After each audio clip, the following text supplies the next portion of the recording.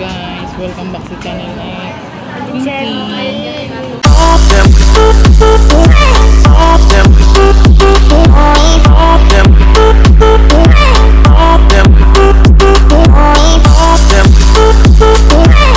So ayan.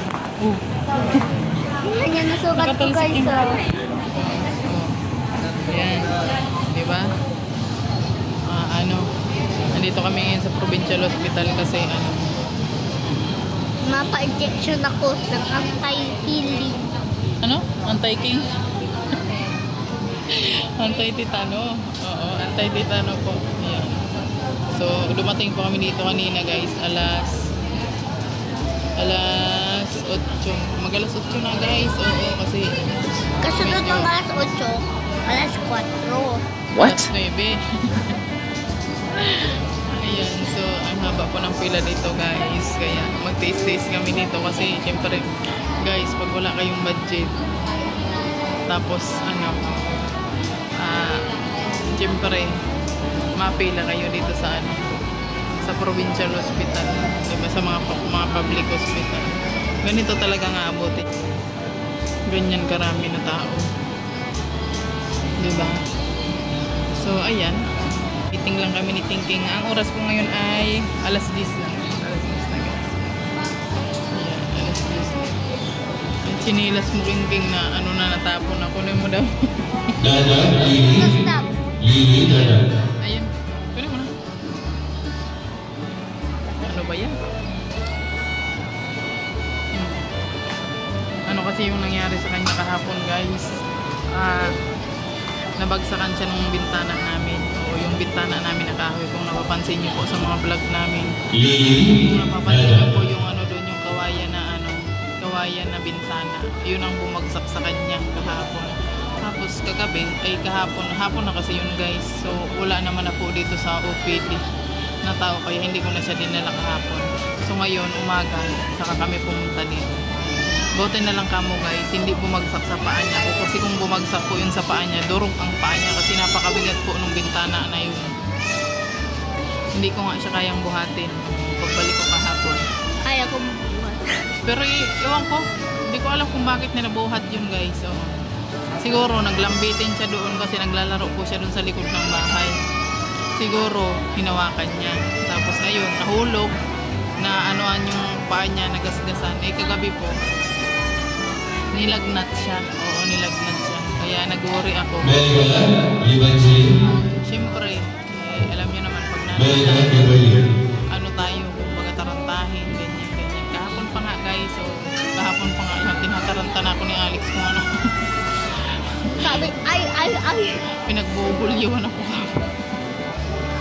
Kasi guys. Sabi ni ay. Kasi kahapon guys, pagkakita ko sa kanya na ganyan na yung paa niya, ang nangyari sa taranta ko guys, ang unang kinuha ko yung bintana, oo. Tapos, mabigat pala siya guys, mabigat. So, hindi ko siya nabuhat. Nagpatulong ako dun sa Hindi ko muna inunang tingnan yung kanyang yung kanyang legs na duguan na. Yan, diba? Kasi nga natataranta tayo. Ayun. Kaya ako guys, talagang tarantahin talaga ako. Nervyosa ba? Ganun, nervyosa ako guys. Tapos pinahila ko naman ang kamay ko, nagagala ng ulo ko. Tapos hinila-hila ko yung kamay niya kasi sabi ni Alice, hila-hilain ko daw yung kamay niya kasi baka mamaya may pilay. So ayun, kagabi nilagnat siya guys. So kaya ngayon dinala ko na siya dito sa hospital para paturukan ng anti-tetanus. So ngayon, siyempre dahil ang haba po ng pila dito, maghihintay po tayo. Waiting po kami ni King. Isos Mariosin. Waiting po kami ni King. Kasi save na kami na ko sa live, no? Pero parang wala lang sa kanya guys. Pero para sa akin, napakasakit niyan guys. Oo, kasi grabe ang gas-gas niya, napakahaba. Diba? O ayan o. O yan, diba? Haba no? Ang haba ng kanyang gas-gas. Ito. Isang dangkal mahigit.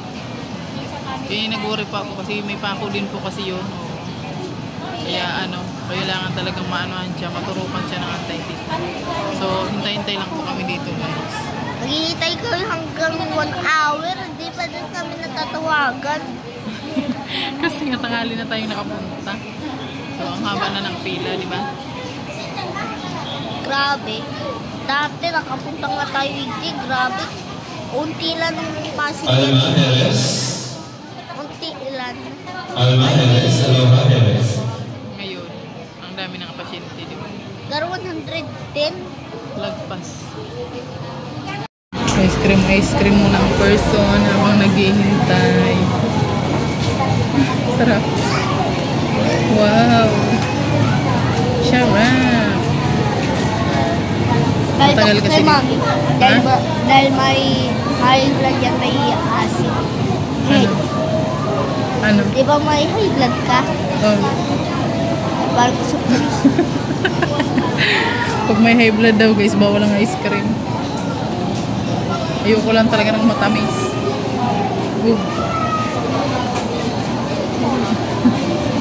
Tatlong mangga. Sarap. For medical certificate po, Gregory Ocan. Gregory Ocan. Armando Bacunyo.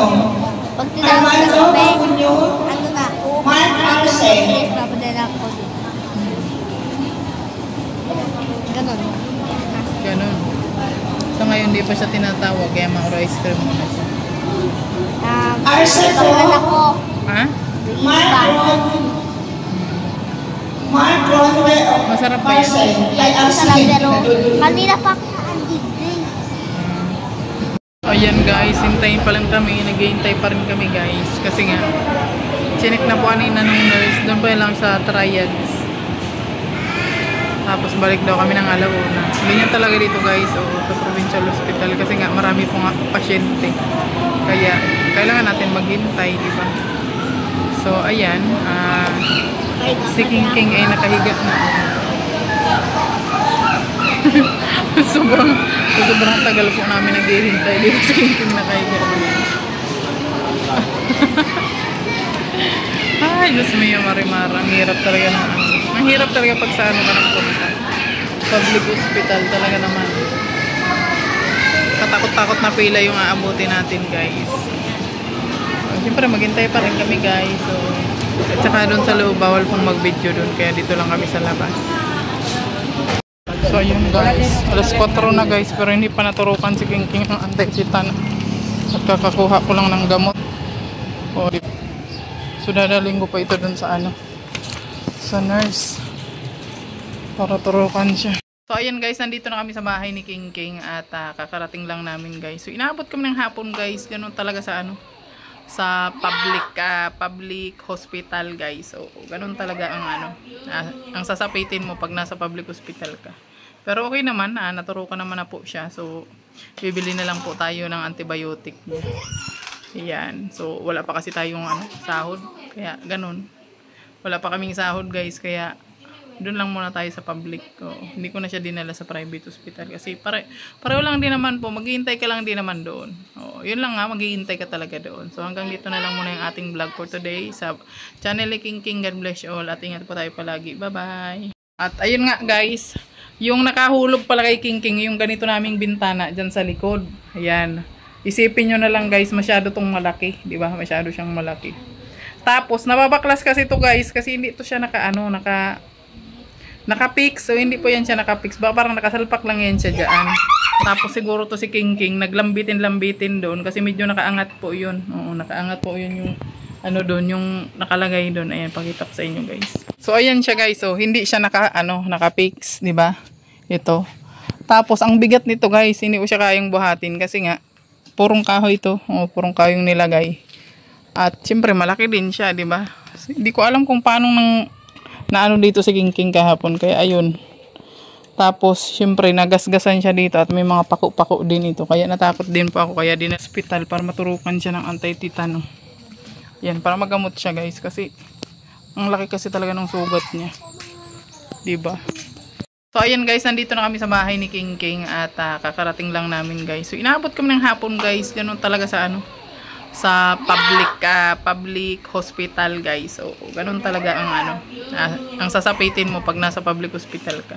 Pero okay naman, naturukan naman na po siya. So bibili na lang po tayo ng antibiotic. Ayan. So wala pa kasi tayong ano, sahod. Kaya ganun.